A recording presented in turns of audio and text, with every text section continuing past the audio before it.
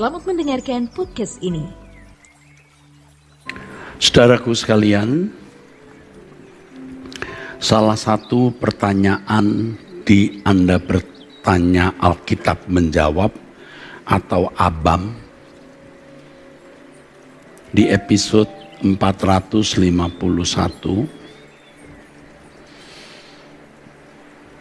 ada yang bertanya, saudaraku, ia memiliki seorang teman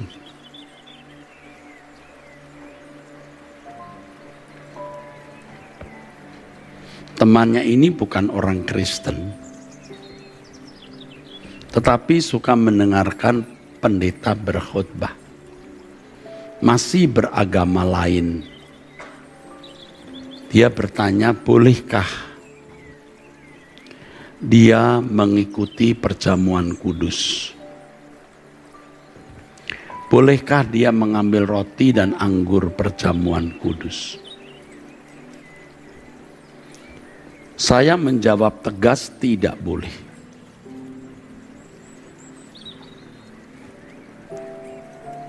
Sebab perjamuan kudus itu, saudara,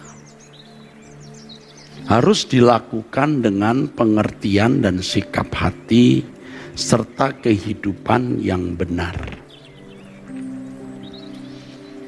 Ketika seseorang mengambil roti perjamuan, mengambil anggur perjamuan, ia berkomitmen untuk menjadi satu dengan Tuhan di dalam penderitaannya. Yang pertama, dengan makan roti dan minum anggur, dia menyatu dengan Tuhan. Lalu mengambil bagian di dalam penderitaan Tuhan, menjadi satu dengan apa yang diderita oleh Tuhan. Saudara sekalian, setelah saya menjawab pertanyaan itu, saya mengingat banyak orang Kristen yang melakukan perjamuan kudus tanpa pengertian. Sebenarnya kalau orang masih hidup di dalam dosa, ia tidak boleh makan roti perjamuan dan minum anggur perjamuan, saudara. Dia menghinakan roti dan anggur perjamuan itu. Sebab kalau seseorang makan roti dan minum anggur perjamuan, ia menjadi satu dengan Tuhan. Dalam persekutuan dengan Tuhan, dalam persekutuan dalam penderitaannya. Kalau seseorang masih hidup di dalam dosa, kecuali dia mau bertobat, ya. Sebelum makan roti, minum anggur, dia berkomitmen untuk bertobat, boleh. Tetapi kalau masih berbuat dosa dan terus sengaja berbuat dosa, dia menghinakan roti dan anggur perjamuan itu. Lalu kemudian saya juga mengingat,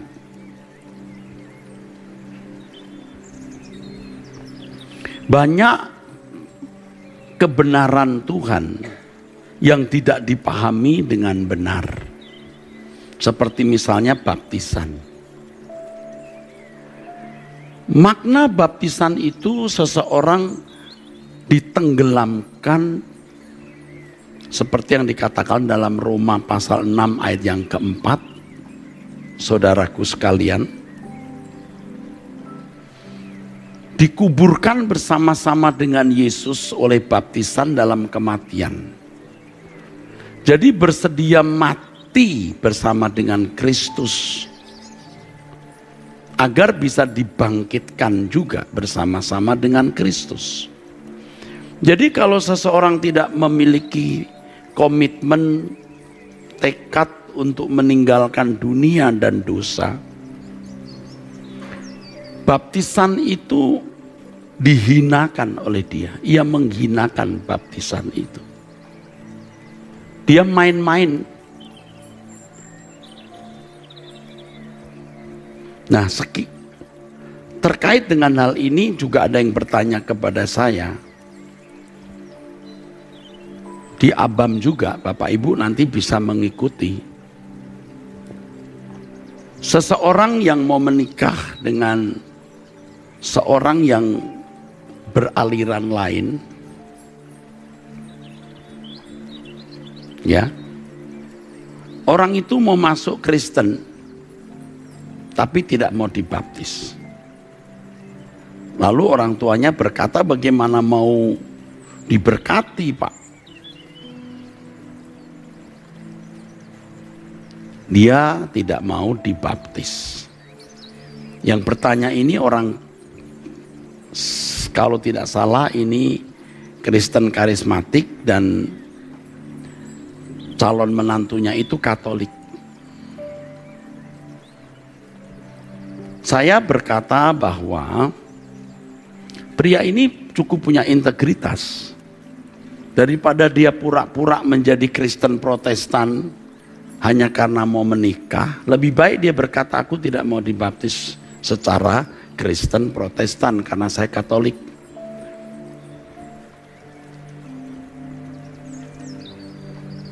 Lalu saya katakan kepada si penanya, ini si ibu ya, si ibu dari calon mertua, Bu, yang tadi saya pertama, pria itu punya integritas loh, daripada pura-pura dibaptis. Kan ada orang-orang yang pura-pura menjadi Kristen supaya menikah, setelah itu pindah ke agamanya lagi. Dan ini menipu. Lebih baik berkata tidak. Lalu kedua saya katakan, jangan dibaptis karena mau menikah. Ini salah. Dan saya sangat tidak setuju. Ini mempermainkan baptisan. Makanya saudara mesti dikoreksi lagi peraturan bahwa seseorang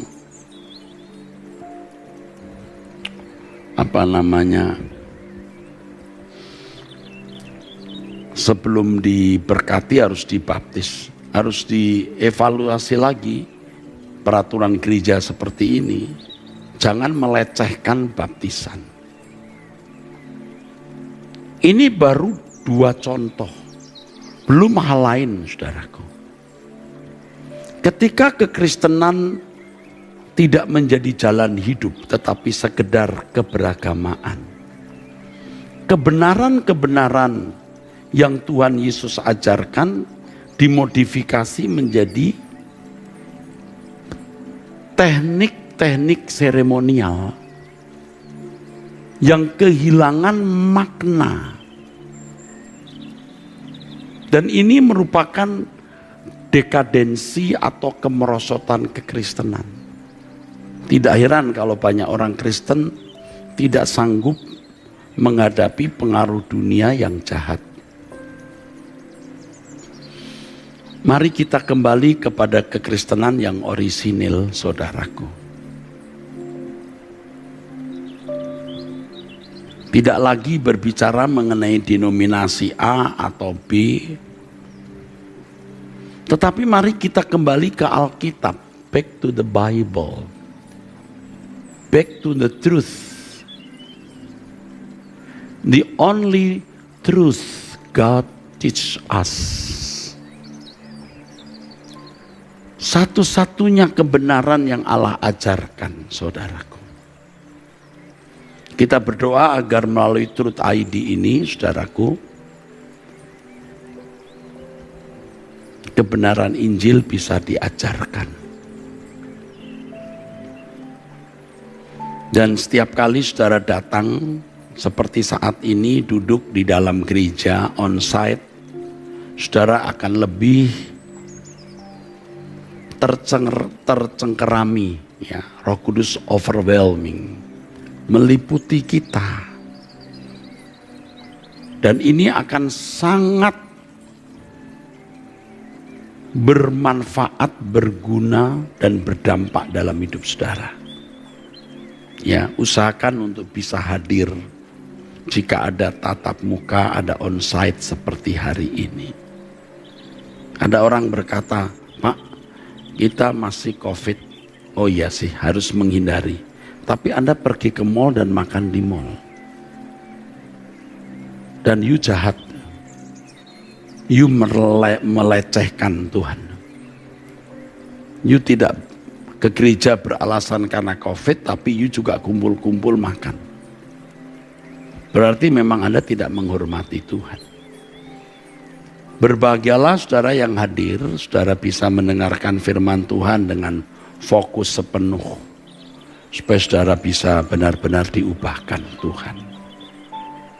Mari kita kembali kepada kekristenan yang orisinil, saudara. Kekristenan yang orisinil itu luar biasa. Kita tidak perlu berdebat membandingkan kekristenan dengan ajaran lain yang bisa berbuntut, berekor, berdampak kepahitan atau tindakan menciderai ajaran orang. Kita cukup mempelajari kebenaran yang orisinil dari Alkitab dan mengenakan di dalam hidup. Tak terbantahkan keindahan Injil itu. Jangan hanya berbicara, tetapi kenakan. Hal ini saya kemukakan sebagai pendahuluan dari apa yang hendak saya kemukakan dalam Kolose 3. Kolose 3 ayat 1. Karena itu, kalau kamu dibangkitkan bersama dengan Kristus, carilah perkara yang di atas di mana Kristus ada duduk di sebelah kanan Allah. Pikirkanlah perkara yang di atas, bukan yang di bumi. Sebab kamu telah mati dan hidupmu tersembunyi bersama dengan Kristus di dalam Allah. Apabila Kristus yang adalah hidup kita menyatakan diri kelak, kamu pun akan menyatakan diri bersama dengan Dia dalam kemuliaan. Ini salah satu perikop atau ayat-ayat yang mengikat dan memikat saya sejak dulu. Tetapi seiring dengan berjalannya waktu dan pertumbuhan iman saya serta pertobatan saya, kebenaran yang termuat dalam Kolose pasal 3 ayat 1 sampai 4 ini makin terbuka, saudara. Di sini kita menemukan keelokan, keindahan dari kekristenan. Kamu dibangkitkan bersama dengan Kristus. Ini terkait dengan kalimat kamu telah mati. Sebab tidak ada kebangkitan tanpa kematian. Jadi ketika Yesus bangkit, itu pengharapan kita semua. Dan kebangkitan Tuhan Yesus itu juga menjadi kebangkitan kita, saudaraku. Menjadi kebangkitan kita. Begitu seseorang mengakui Yesus sebagai Tuhan dan Juru Selamat, maka kebangkitan Tuhan Yesus menjadi kebangkitannya. Mari kita lihat 1 Petrus pasal 1 ayat 3. Terpujilah Allah dan Bapa Tuhan kita Yesus Kristus, yang karena rahmat-Nya yang besar. Ini anugerah. Telah melahirkan kita kembali, artinya menjadi manusia baru, oleh kebangkitan Yesus Kristus dari antara orang mati. Saudara, kebangkitan Yesus Kristus itu wujud dari kemenangan Tuhan yang menyediakan kemenangan bagi kita. Ingat, tidak otomatis kita jadi menang seperti Dia menang. Menyediakan kemenangan bagi kita. Sebab kebangkitan Tuhan Yesus Kristus menunjukkan Dia taat, Dia saleh, Dia mencapai kesempurnaan. telah terbangun, tercipta, terbentuk manusia Allah sesuai rancangan Allah semula. Manusia yang serupa dan segambar dengan Allah. Kalau Yesus gagal segambar dan serupa dengan Allah, kalau Yesus gagal menjadi manusia Allah yang berkodrat ilahi, yang kudus, suci, saleh sesuai standar Allah, dia tidak bangkit. Jadi kebangkitan Tuhan Yesus menunjukkan kemenangannya, bahwa dia berhasil. Seperti yang dikatakan dalam Ibrani pasal 5 ayat 7 sampai 9. Dia belajar taat dari apa yang dideritanya. Setelah mencapai kesempurnaan, belajar supaya sempurna. Proses, tidak otomatis. Ya, belajar sampai sempurna, maka ia dibangkitkan. Dan kebangkitan itu menjadi pengharapan bagi kita semua, bahwa kita bisa juga berkodrat ilahi, hidup tak bercacat, tak bercela, kudus sesuai dengan standar Allah, menjadi manusia Allah yang berkodrat ilahi. Jadi kalau Alkitab mengatakan kamu dibangkitkan bersama dengan Kristus, bukan berarti otomatis saudaraku kita sudah sempurna. Tapi kamu dilahirkan baru untuk berproses agar kamu mencapai kesempurnaan. Menjadi manusia Allah. Seperti dia, seperti Yesus. Berkodrat ilahi seperti Yesus, kudus tak bercacat celah seperti Yesus. Jika demikian, berarti Kristus hidup di dalam kamu. Maka jikalau dia nanti menyatakan diri, kamu pun menyatakan diri bersama dengan dia dalam kemuliaan.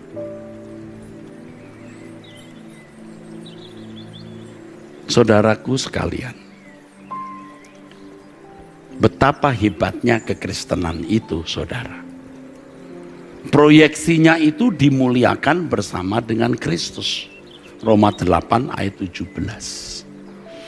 Tetapi kita dimuliakan bersama dengan Kristus kalau kita menderita bersama-sama dengan dia. Kita bisa menderita bersama-sama dengan dia kalau kita tentu sempurna. Tidak ada orang yang menderita bersama dengan Kristus, kelakuannya tidak senonoh, perilakunya tidak benar, tidak mungkin. Dia harus bertumbuh dalam karakter Kristiani yang benar, mengenakan kehidupan Kristus, baru menderita bersama dengan dia. Firman Tuhan mengatakan demikian, bahwa kita anak, kita ahli waris, kita berhak menerima janji-janji Allah yang menerimanya bersama-sama dengan Kristus. Ingat dalam kitab Daniel, penglihatan yang disaksikan oleh Daniel yang lanjut usia, ini menunjuk Bapa, memberikan kekuasaan kepada anak manusia, itu Yesus. Di dalam Matius 28 ayat 18 sampai 20, Tuhan Yesus mengatakan, segala kuasa di surga, di bumi dalam tanganku. Dan nanti ada pelantikan, ya, ketika Yesus menyatakan diri, kita yang menderita bersama-sama dengan dia, kita dipermuliakan bersama-sama dengan dia. Kekristenan itu memiliki proyeksi ini, saudara. Makanya baptisan itu lambang kematian, Roma pasal 6 ayat 4 tadi. Tetapi telah dimodifikasi begitu rupa oleh gereja. Pokoknya baptisan, pokoknya kalau sudah punya umur di atas 12 tahun dibaptis. Kalau belum dibaptis, merasa belum sejahtera, tidak merasa tenang, ya, orang tua suruh anaknya baptisan, itu tidak punya pengertian. Sudah beberapa tahun lalu saya mengingatkan, tetapi sampai hari ini saya belum melihat realisasinya. Baru-baru ini saya berkata kepada Pak Kyong dan pengurus lain, kalau baptisan saya mau datang. Biasanya kalau baptisan kan udah ini sajalah pendeta-pendeta yang melayani. Buat saya, menurut saya baptisan itu penting. Saya yang harus hadir di situ. Karena itu prosesi kematian, litani kematian, saudara. Itu prosesi kematian.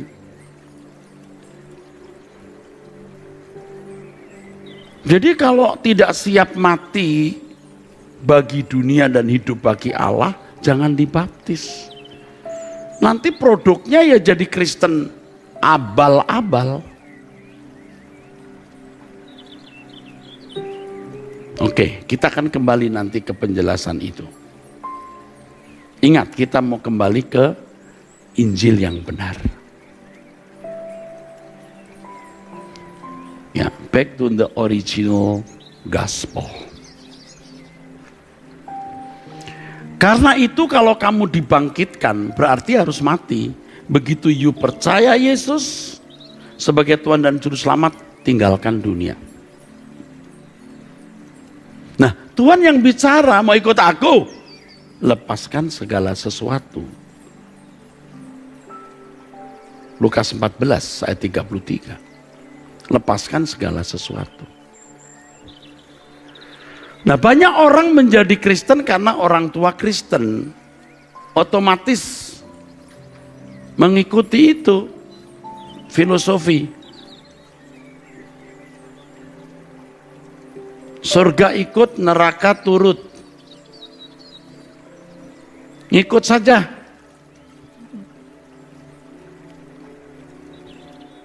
Jadi saudara-saudaraku,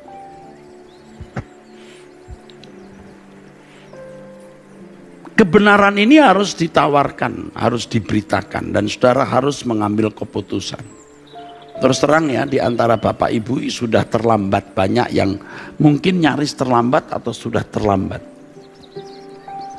Hidupnya hanya sibuk dengan masalah-masalah fana, ribet terus dengan masalah-masalah fana.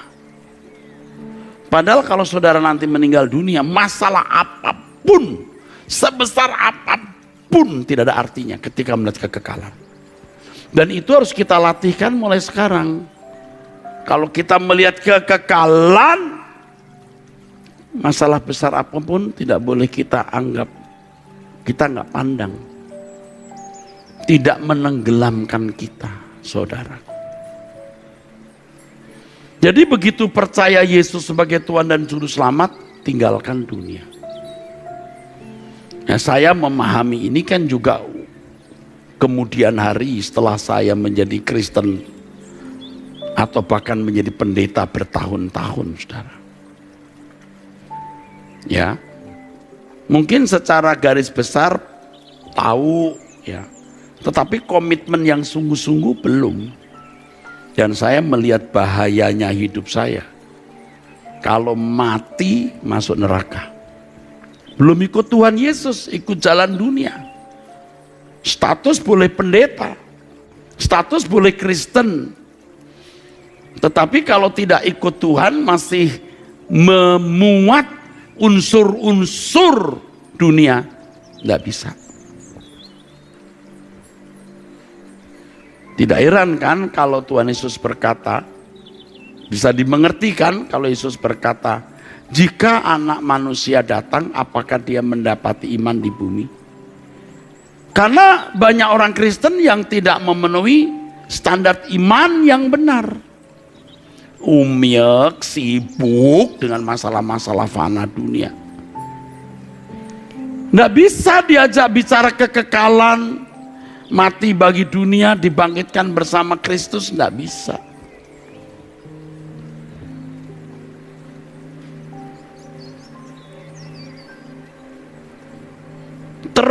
terus masalah-masalah fana yang dipersoalkan.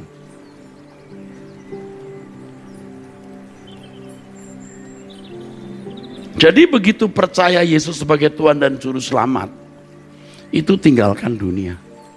Maka gereja mula-mula itu terpelihara melalui aniaya.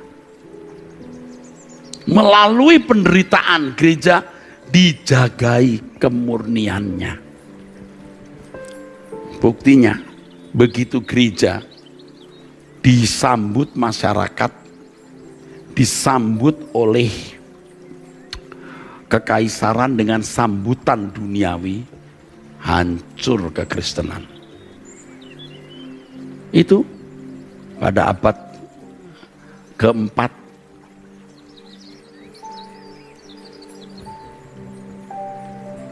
Kita hampir-hampir tidak percaya loh, kok kekristenan sudah bergeser begitu jauh. Lalu kalau kita bicara begini seakan-akan kita paling benar, saudaraku. Kita seakan-akan sedang menggugat kekristenan yang ada. I don't mean it, but I do it.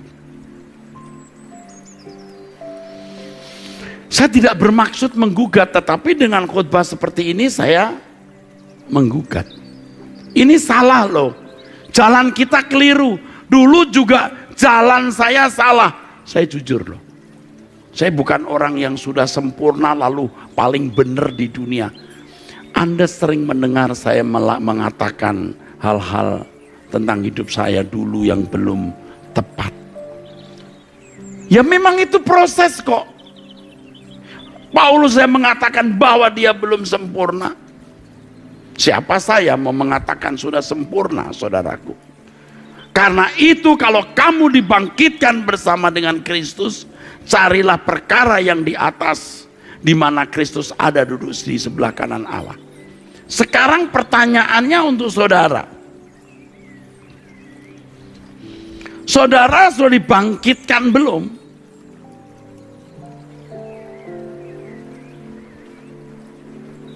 Kalau saudara tidak meninggalkan manusia lama, tidak meninggalkan percintaan dengan dunia, walau ini tentu lewat proses ya. Tidak ada niatan, tidak ada tekad, tidak ada langkah, Anda belum dibangkitkan.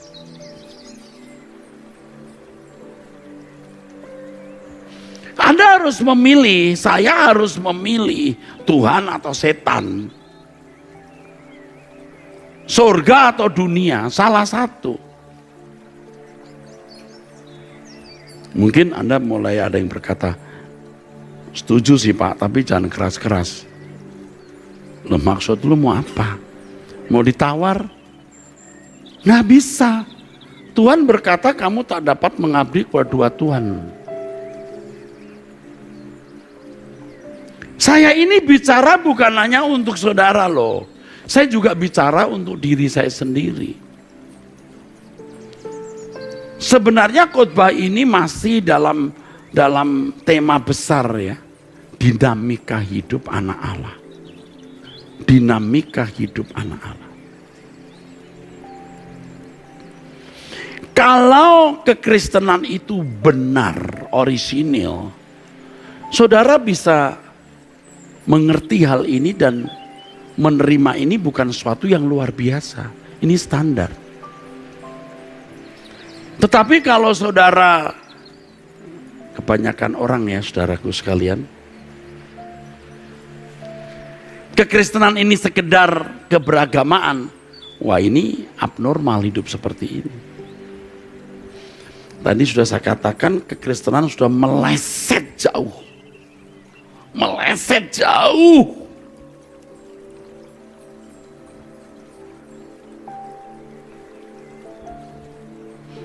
Jadi kalau kita ngomong begini, impresinya, kesannya, isyaratnya, kita ini paling benar. Kita mau menggugat kekristenan yang sudah ada. Atau bahkan mungkin dicurigai seperti membuat agama baru. Ini Kristen baru nih.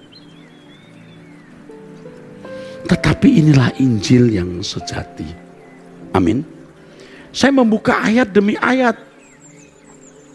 Anda bisa membuktikan, you can prove it, this is the truth. The original gospel, we have to know. Ini kebenaran murni. Kalau saudara memasuki kekristenan yang benar seperti ini, saudara dan saya baru bisa menjumpai Tuhan. Kalau tidak, Tuhan seperti mati, saudara. Nah, saudara bisa melihat kenyataan. Ini bukan saya lagi ngomeli orang ya. Ngomong-ngomong berat.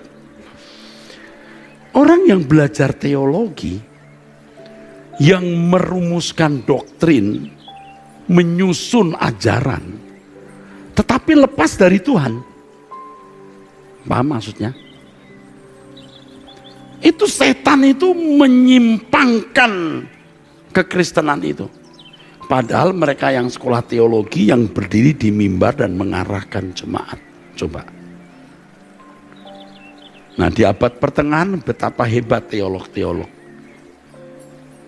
Isinya cuma berantem, kutuk mengutuk, singkir menyingkirkan, yang salah dianggap sesat, kesetanan, sampai ada yang dibakar hidup-hidup. Coba, Kristen mana itu? Hari ini kurang hebat apa sekolah tinggi teologi di Eropa? Mutu akademisinya tinggi. Lihat masyarakatnya menjadi masyarakat yang seperti tidak mengenal Tuhan. Mau dibantah bagaimana? Ada yang salah ini.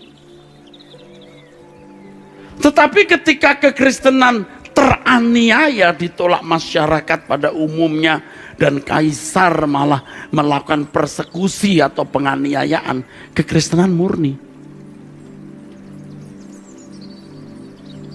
Nah, sekarang kita tidak usah harus teraniaya secara fisik. Kita back to the gospel, the original gospel. Yang pada intinya nanti saudara tahu, kekristenan itu hanya satu intinya, serupa dengan Yesus. Loh, Tuhan Yesus itu meninggalkan kemuliaan menjadi manusia yang dalam segala hal disamakan dengan kita. Loh, kita kok keberatan meninggalkan dunia yang akan binasa ini? Meninggalkan percintaan daging kita ini. Memang berat sih. Tetapi kita harus punya pengertian, ini membinasakan. Ya, kalau sekarang orang tidak melihat itu, saudaraku. Karena belum melihat kekekalan. Karena belum melihat kekekalan, menganggap itu bukan sesuatu yang membahayakan. Mengerikan sekali, saudara. Yuk kita mau berubah. Berani, nekat, radikal, militan. Kalau pakai bahasa agak negatif tapi kita buat positif, ekstrem, fanatik yang benar. Apa gunanya orang beroleh segenap dunia kalau jiwanya binasa? Anda berkata, Pak, saya tahu hal itu. Oke, saya tahu, Anda tahu. Tapi apa respon dan reaksi saudara terhadap kenyataan ini? Pagi ini waktu saya jalan pagi, saya kalau jalan pagi itu bukan hanya olahraga, saudara, tapi berdoa. Maka saya berusaha tidak putus hubungan. Kadang-kadang putus karena kejadian tertentu yang ada di sekitar saya, lalu saya putus, putus. Lalu saya minta ampun kepada Tuhan. Ada dua hal yang muncul di pikiran saya dalam perenungan, karena dalam jalan pagi itu saya berdoa. Saya selalu berdoa dan saya minta Roh Kudus kita bercakap-cakap.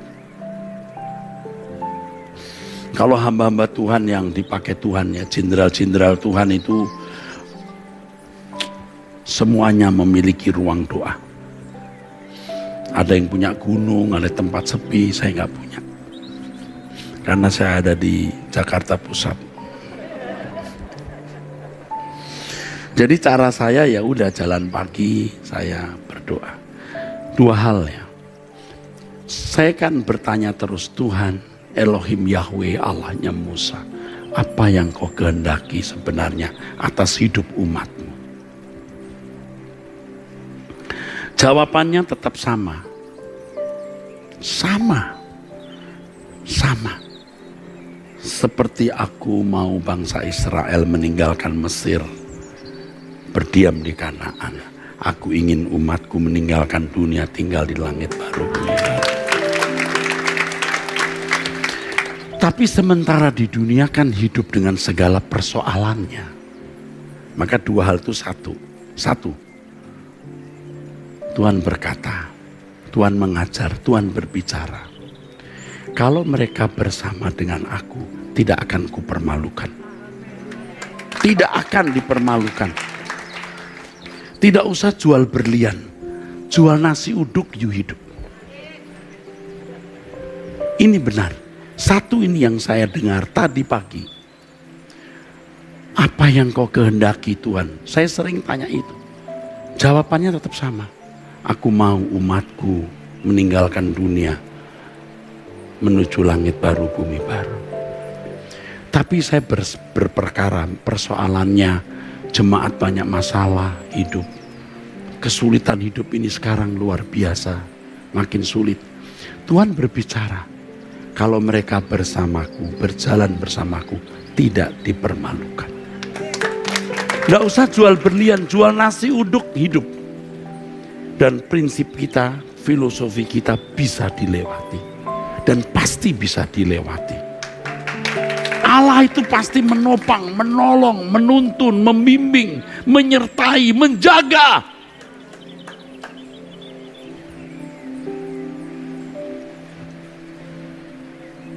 Lalu yang kedua, kamu Eras, kamu seperti Musa. Kamu yang menyerukan umat untuk keluar dari Mesir ke Kanaan. Jadi hidupmu harus jadi contoh. Kalau kamu bermewah-mewah, pakai barang bagus-bagus, orang tidak lihat kamu sedang berkemas-kemas. Siap bos. Artinya ya Tuhan, tapi saya terlanjur punya mobil bagus. Mosok saya mesti ganti mobil? Memang mobil tidak jadi jaminan saya sederhana.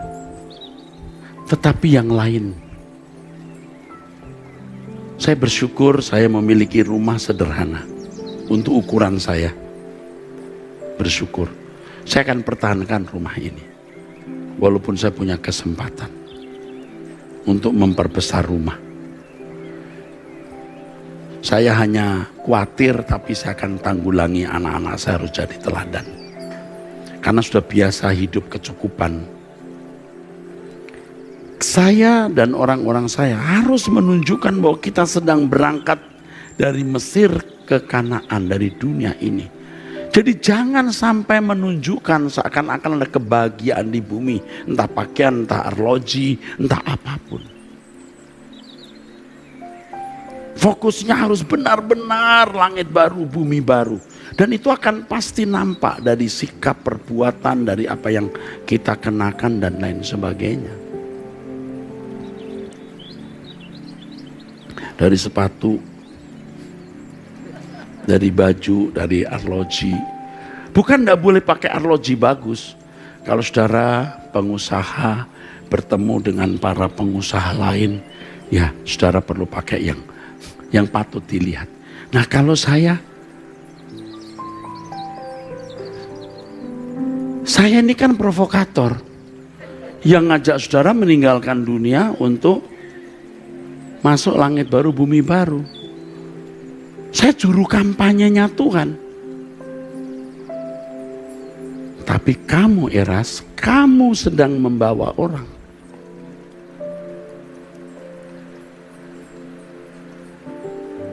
Paham gak yang saya ngomong? Berat. Tapi sudah tidak berat lagi kalau sudah nekat saudaraku.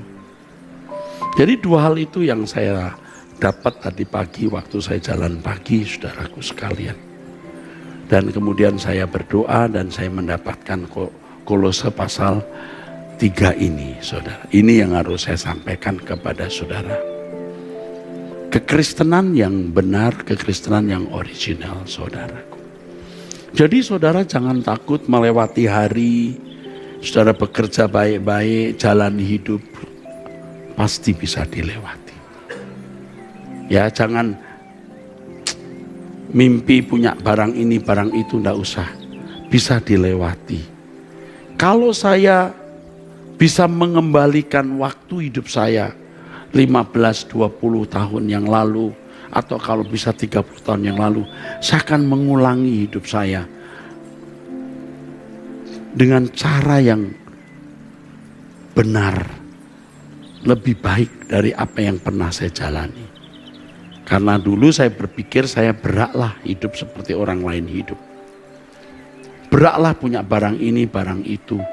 Beraklah saya menikmati ini, menikmati itu.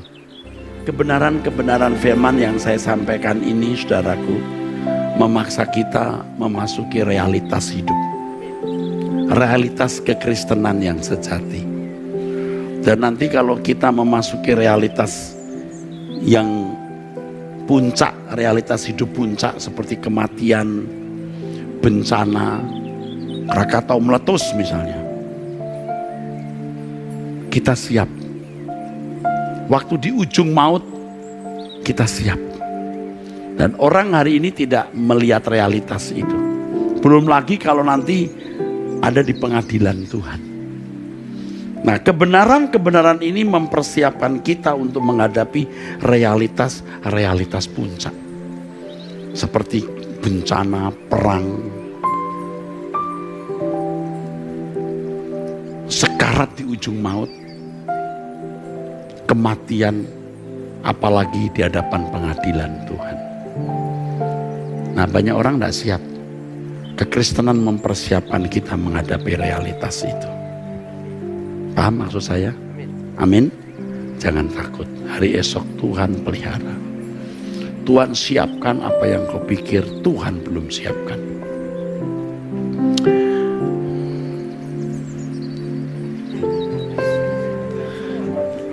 Haleluya.